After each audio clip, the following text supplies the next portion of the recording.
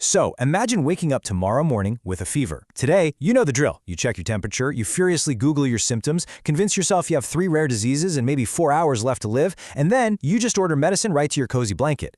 Now, imagine waking up with that exact same fever 50,000 years ago. There's no doctor, no thermometer, definitely no internet. You don't even have a way to know what a fever actually is. It's just you, sitting in a freezing cave, wondering why your body feels like it's literally being cooked from the inside out, with absolutely nothing but a stick figure friend staring blankly at you. Now, what's really wild here is that this friend, let's just call him Uga, is definitely not a doctor. I mean, this is the guy who once tried to eat a live bee. But somehow, his advice to maybe rub some leaves on it was literally the closest thing you had to healthcare. Which brings us to the massive central mystery of our evolutionary history that we'll be unpacking today. Without doctors, without science, without hospitals, how on earth did ancient humans survive disease at all? Because if we're being honest, they really shouldn't have. Every single day back then was a biological minefield. Just think about facing these prehistoric game-over scenarios. One infected cut, one bad piece of meat, a single parasite, or one angry animal bite that looks just a little bit suspicious. Any single one of these things should have meant an immediate, hard game over. And yet, your ancestors survived all of it. Not just for a few years, but for hundreds of thousands of years. Section 1. Escaping plagues. The nomad advantage. You know, most people picture ancient humans constantly surrounded by giant, deadly plagues. But weirdly enough, they were totally protected from some of history's absolute worst diseases. Why? Simply because they didn't live in cities. Modern viruses absolutely love the all-you-can-infect buffets of modern cities. You know, millions of people packed into subways and shared buildings. But ancient humans lived in these tiny, isolated groups. We're talking just 30 or 40 people wandering across huge landscapes. That made spreading a massive plague completely impossible. And this brilliant little detail illustrates the hilariously short life cycle of a prehistoric virus.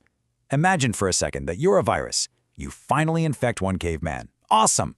Then you infect his family. Fantastic! But a week later, everyone is either immune or dead. And now what? There is literally nobody left. Congratulations, you've successfully infected yourself into extinction.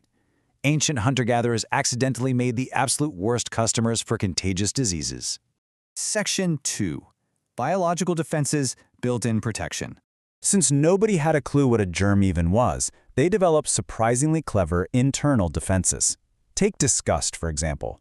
That feeling of deep, overwhelming disgust when you smell rotten food, that isn't a weakness. It is a powerful evolutionary alarm bell. It's literally your brain screaming, "Do not eat that," to save your life from unseen pathogens. Natural selection was, well, a pretty harsh teacher. Somewhere 40,000 years ago, one guy probably picked up some spoiled meat, smelled it, felt disgusted, and stopped. His friend probably said, maybe we should still eat it. Well, that second friend is no longer part of the human story. The guy who actually listened to his feeling of disgust, he survived long enough to eventually become your ancestor. And then there was fire. Discovering fire wasn't just about staying warm. It was the ultimate prehistoric medical breakthrough. Cooking food killed off dangerous microbes long before we even knew they existed. It made food safer, way easier to digest, and much more nutritious. Honestly, fire might just be the single greatest health invention in all of human history. Can you imagine introducing a microwave to a caveman? His brain would explode way before the popcorn did. And, while we're out here today bragging about hitting 5,000 steps on our smartwatches as some major achievement, their immune systems were quietly surviving a daily onslaught that would be a literal Netflix survival documentary today. Their bodies were under constant attack, fighting off bacteria, parasites, and viruses in a relentless, daily biological obstacle course. Section 3. Field researchers, ancient experiments. But they weren't just passively surviving. Through generations of trial and error, and, for sure, occasionally learning the hard way what absolutely not to eat, they accumulated this brilliant, real-world understanding of medicinal plants. Someone notices a certain plant reduces pain. Another plant miraculously helps stomach problems. Another seems to heal infected wounds. They remembered these observations, passed them down, tested them, and refined them. And here's the crazy part. Modern science has repeatedly discovered that many of these traditional medicinal plants actually contain compounds that really work. They were running clinical trials thousands of years before laboratories were even a concept. Section 4. social bonds, healing together. When it comes down to it, though, the absolute greatest medicine ancient humans had wasn't a plant and it wasn't fire. It was other people. If someone got sick, they weren't just left behind. Family members helped, friends brought food, and the group protected them. Modern science actually proves what they accidentally figured out thousands of years ago. Humans genuinely heal faster and better when we are supported by a community. It's super ironic, right? A sick caveman being brought food by his tribe was likely far less lonely and way better cared for than a lot of people are today. Think about it. A caveman with 20 genuinely supportive friends had better healthcare in terms of social bonds than a lonely modern person with thousands of social media followers. We just heal better when we're together. Section 5. Civilization Irony, the Hidden Cost. Now get ready for a massive plot twist. The dawn of agriculture totally changed the game. When humans finally stopped wandering around and settled down into agricultural villages, it sounded amazing at first. More food, more people, way more stability. But that safety of isolation we talked about earlier, it completely vanished, and disease absolutely exploded.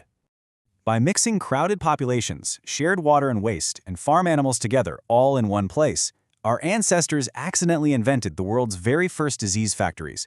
You add cows, pigs, chickens, and rats into the mix, and suddenly germs were being shared incredibly efficiently. In fact, many of history's deadliest epidemics only appeared after humans created civilization.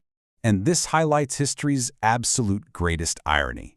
The very civilization that gave us modern hospitals, antibiotics, and advanced medicine is exactly what created the deadly epidemics those hospitals have to treat in the first place.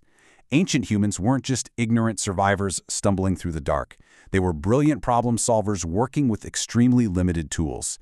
They adapted, they cared for one another, they experimented, and against all odds, they survived.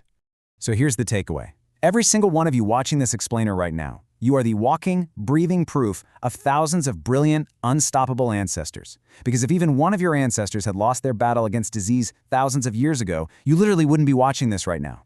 So the next time you pop a pill for a mild headache, remember the caveman who survived with absolutely nothing but raw determination and some very questionable herbs. Which leaves us with one incredibly powerful question to end on.